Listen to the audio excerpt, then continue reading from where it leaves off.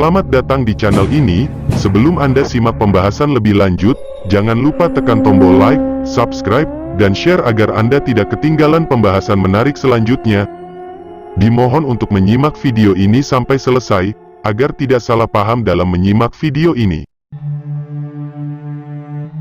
Hasil kajian pustaka oleh para ahli sejarah mengatakan bahwa sejak ratusan tahun silam, masyarakat tanah Jawa sudah menganut ajaran monoteis, yaitu merupakan kepercayaan atas entitas tunggal, tidak kasat mata tetapi memiliki kekuatan ahli kodrati terhadap kehidupan dunia. Menurut orang Jawa, entitas itulah yang diyakini dan layak disembah, dan mereka sebut dengan Sang Hyang Taya, dan dari sebutan itu muncullah istilah Kapitayan. Diketahui Sang Hyang Taya merupakan sumber kejadian yang tidak bisa dilihat dengan mata, tidak bisa didengar dengan telinga, tidak bisa diraba dengan tangan, tidak bisa dibayangkan, tak bisa dipikirkan, dan tak bisa dibanding-bandingkan dengan sesuatu yang lain. Dialah Taya, hampa, suwung atau awang-awung, dia tidak dilahirkan, tidak berawal dan tidak berakhir. Tidak ada satupun makhluk yang bisa mengenal keberadaannya. Adapun manusia mengenalnya, melalui pengacuan kekuasaannya di bumi sebagai pribadi yang mengenal sumber dari segala sumber kehidupan. Konon Kapitayan merupakan agama asli nenek moyang kita, jadi bukan animisme dan dinamisme yang kita ketahui dalam buku-buku sejarah. Perlu ditekankan lagi di sini bahwa konsep Hyang merupakan kepercayaan asli masyarakat Nusantara khususnya Jawa, bukan Buddha maupun Hindu dari India. Hal tersebut dikarenakan Hyang sendiri sudah dikenal terlebih dahulu di Jawa, Sunda, Melayu dan Bali yang memiliki makna ahli kodrati supranatural. Kebenarannya bersifat ilahiyah yang mencipta, mengatur sekaligus mempengaruhi segala sesuatu yang ada di bumi. Hyang memiliki entitas absolut yang sulit dibayangkan, digambarkan, terlebih sekadar didekati dengan panca indera kita. Begitulah cara orang Jawa bertauhid yang mengakui dan meyakini bahwa Tuhan itu Maha Esa. Itulah sebenarnya tauhid orang Jawa sebelum agama Samawi masuk. Meskipun dalam agama Samawi belum ada kitab sebagai tuntunan, namun orang Jawa tahu adanya pakem, di mana pakem merupakan tuntunan dalam berakhlak atau tata krama.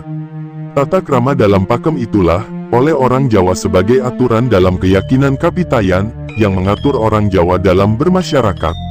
Hal demikian dalam Islam dikenal sebagai syariat, tarekat, hakikat, dan marifat. Dalam Kapitayan pun sudah dikenal dengan praktek laku yang berbeda antara masyarakat awam, dan di atas awam, dalam hubungannya dengan Sang Maha Tunggal yang Maha Gaib. Bagi kalangan awam, karena meyakini yang bersifat gaib maka untuk memujanya memerlukan sarana.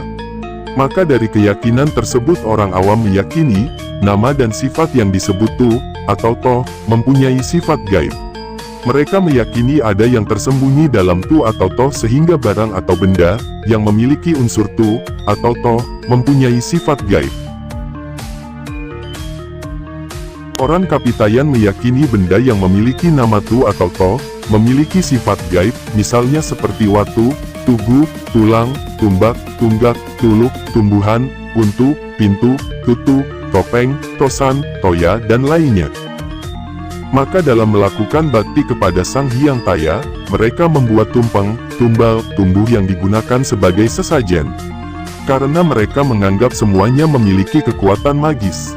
Lain halnya dengan ulama Kapitayan yang tingkatan pemahamannya lebih tinggi dari orang awam, memiliki cara tersendiri dalam menyembah Sang Hyang Taya, yaitu sembahyang yang diselenggarakan di sanggar, atau langgar, atau surau. Penyelenggaraan sembahyang di sanggar mempunyai gerakan-gerakan tertentu yang mirip sekali dengan gerakan sholat. Adapun step pertama, seperti takbiratul ihram sambil menghadap tutup atau lubang dinding, sebagai lambang kehampaan, mirip pengimaman masjid atau musola. Ulama Kapitayan melakukan pulajeng atau berdiri tegak, sambil mengangkat kedua tangan dengan maksud menghadirkan Sang Hyang Taya, kepada tutut atau hati. Setelah dirasa Sang Hyang Taya bersemayam dalam hati, langkah selanjutnya yakni menurunkan tangan, kemudian dilanjutkan dengan membungkuk, dengan wajah menghadap ke tanah persis seperti posisi ruku dalam Islam. Setelah itu gerakan dilanjutkan dengan posisi tumpak atau duduk, dengan bersimpuh kedua tumit diduduki mirip duduk iftiras, sampai beranjak ke posisi terakhir yang disebut tondom atau bersujud dengan menempelkan dahi di atas tanah.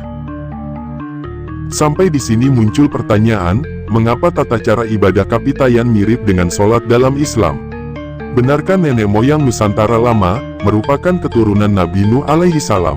Wallahu a'lam bishawab.